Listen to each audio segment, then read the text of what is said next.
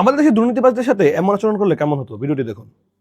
সীমাহীন দুর্নীতি এবং অনিয়ম করায় নেতাদের ময়লা পানিতে ডুবানো হচ্ছে। প্রথমে তাদের লোহার একটি খাঁচায় ঢুকানো হয়, স্থানীয় ভাষায় লেখা একটি ব্যানার লাগানো হয়, এরপর নর্দমার পানিতে ডুবানো হয় তাদের। এ সময় আশেপাশে সাধারণ মানুষের ভিড় জমে যায়। এই ঘটনাটি ঘটেছে কোথায় জানেন? এই ঘটনাটি ঘটেছে ইন্দোনেশিয়ায়। ইন্দোনেশিয়ায় যারা দুর্নীতিবাজ নেতা ছিল এবং দুর্নীতি করেছে প্রমাণিত হয়েছে, তাদেরকে এরকম খাঁচাবন্দি করে নর্দমার মধ্যে ফেলা হয়েছে এবং বিষয়টি খুবই ভালো লেগেছে এবং সবার সম্মুখে করা হয়েছে যেন জনগণ দেখতে পারে কারা দুর্নীতিবাজ। এরকম যদি আমাদের বাংলাদেশেও করা হতো তাহলে আমাদের দেশের দুর্নীতিবাজ হয়তো থাকতো না, তার হয়তো লজ্জায় দুর্নীতি করতো না।